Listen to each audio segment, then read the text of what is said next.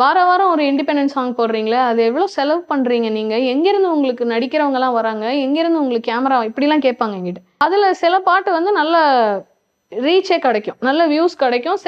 சில சாங்ஸ்க்கு வந்து எங்களுக்கு ப்ரொடியூசரே கிடைப்பாங்க. ஒரு சாங் வந்து ஒரு அம்மன் சாங் நான் வந்து லிரிக் எழுதியிருக்கேன். நவராத்திரிக்கு வந்து நம்ம 7 நாள் 7 அம்மன் கும்பிடுறோம் இல்லையா? ஷைலாபுத்ரி, பிரம்மச்சாரிணி.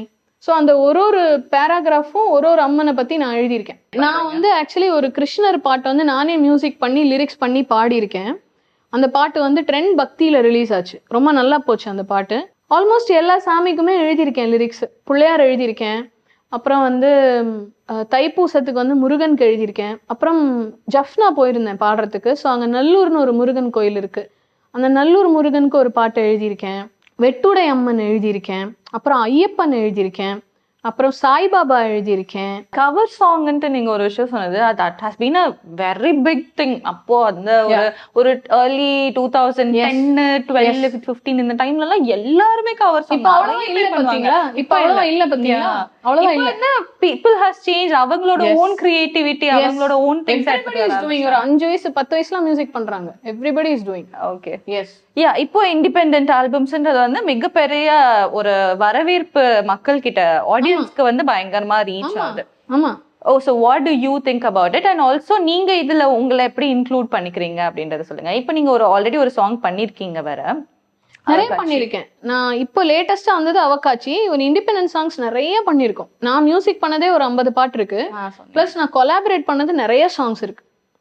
இப்போ கூட லேட்டஸ்ட் வைரமுத்து சாரோட இன்னொரு கொலாபரேஷன் பண்ணியிருக்கோம். இப்போ எங்களோட 2 இண்டிபெண்டன்ட் சாங் வந்து முடிச்சிருக்கோம். அது ஷூட்டிங் போயிருக்கு ஆக்சுவலா. ஸோ அதை நாங்கள் ரெகுலராக பண்ணிக்கிட்டே தான் இருப்போம். We have a team actually. We have a நடிக்கிறதுக்கு ஐ மீன் என் ஃப்ரெண்ட் அவரே டைரக்ட் பண்ணுவார். நல்ல cam lens everything is there and we have a choreographer also. So ரெகுலராக சாங்ஸ் வந்து பண்ணிகிட்டே தான் இருப்போம். Okay, but what gives you the reach? நீங்க எக்ஸ்பெக்ட் பண்ற அளவுக்கு நீங்க ஆப்வியஸ்லி சினிமால இருக்கும்போது நம்ம பெருசா ஏர்ன் பண்ண முடியும் அப்படின்ட்டு கூட நம்ம எடுத்துக்கலாம். இண்டிபெண்டன்ட் ஆல்பம் சாங் வந்து எந்த அளவுக்கு ரீச் ஆகுது, எப்படி மக்கள் அதை ரிசீவ் பண்றாங்கன்றதை பொறுத்து நம்ம what do we get out of it அப்படின்றத வந்து டிசைட் பண்ணலாம். நீங்க உங்களுக்கு பேஷனட்டா எது உங்களுக்கு ரொம்ப பிடிச்சி நீங்க பண்ணிட்டு இருக்கீங்க, and what has become the பெஸ்ட்ன்ட்டு நீங்க நினைக்கிறீங்க? இல்லை, எப்போதுமே வந்து அதில் ஒரு பெனிஃபிட் வரணும்னு நினச்செல்லாம் நம்ம பண்ண முடியாது. எப்போதுமே அது வந்து நடக்காது. ஸோ இண்டிபெண்டன்ட் மியூசிக் அப்படி ஒரு பெனிஃபிட் வருதான்னு யோசிச்செல்லாம் ஆக்சுவலாக பண்ணலை. நாங்கள் வந்து சம்டைம்ஸ் இன்வெஸ்ட் பண்ணி பண்ணுவோம். நாங்கள் ஒரு 3-4 பேர் இருக்கோம் அப்படின்னா எல்லாரும் கொஞ்சம் கான்ட்ரிபியூட் பண்ணி அதில் வந்து அது ஒரு பேஷன், அவ்வளோதான் அது. ஸோ அதில் இன்வெஸ்ட் பண்ணிலாம் நிறைய பேர் கேட்பாங்க உங்களை மாதிரி என்கிட்ட, அதுலேருந்து உங்களுக்கு என்ன வருது? நீங்கள் வாரம் ஒரு இண்டிபெண்டன்ட் சாங் போடுறீங்களே, அது எவ்வளோ செலவு பண்ணுறீங்க நீங்க? எங்கேருந்து உங்களுக்கு நடிக்கிறவங்கலாம் வராங்க? எங்கேருந்து உங்களுக்கு கேமரா இப்படிலாம் கேட்பாங்க என்கிட்ட. ஏங்க அது ஒரு பேஷனுங்க எங்களுக்கு. நாங்கள் வந்து ஒரு காசு நாங்கள் இன்வெஸ்ட் பண்ணி ஒரு டீம் வச்சு நாங்கள் கஷ்டப்பட்டு பண்ணிக்கிட்டு இருக்கோம். அதில் சில பாட்டு வந்து நல்ல ரீச்சே கிடைக்கும், நல்ல வியூஸ் கிடைக்கும். சில சாங்ஸ்க்கு வந்து எங்களுக்கு ப்ரொடியூசரே கிடைப்பாங்க. சில இண்டிபெண்டன்ட் சாங்ஸ்க்கு எங்களுக்கு ப்ரொடியூசரே இருக்காங்க. சிலது வந்து நாங்கள் இன்வெஸ்ட் பண்ணி பண்ணுவோம். அந்த மாதிரி டிபெண்ட்ஸ். ஆனால் நாங்கள் ரெகுலராக அது பண்ணிக்கிட்டே தான் இருப்போம். இப்போ கூட அடுத்து ஒரு 2 சாங் வந்து இண்டிபெண்டன்ட் சாங் வந்து போயிருக்கு. ஒரு சாங் வந்து ஒரு அம்மன் சாங் நான் வந்து லிரிக் எழுதியிருக்கேன். நவராத்திரிக்கு வந்து நம்ம 7 நாள் 7 அம்மன் கும்பிடுறோம் இல்லையா? ஷைலாபுத்ரி, பிரம்மச்சாரிணி. ஸோ அந்த ஒரு பேராகிராஃபும் ஒரு அம்மனை பற்றி நான் எழுதியிருக்கேன். லிரிக் நான் எழுதியிருக்கேன், நான் தான் பாடியிருக்கேன். ஸோ அடுத்து அது ஷூட் போயிருக்கு, அது வந்துடும். அதுக்கப்புறம் வந்து ஒரு போட்டி சாங் ஒன்று, அதாவது 2 டான்சர்ஸ் வந்து நம்ம இந்த சாங் இருக்குல்ல, கிள்ளி கிள்ளி கிள்ளி கிள்ளி என்று நானே, அந்த மாதிரி ஒரு சாங் 2 டான்சர்ஸ் வந்து போட்டி போடுறாங்க. நீ என்னடி பெரிய நான் தாண்டி பெரிய, அந்த மாதிரி லிரிக் நான் தான் எழுதியிருக்கேன், அது பாடியிருக்கேன். அது கூட இப்போ ஷூட்டிங் போயிருக்கு.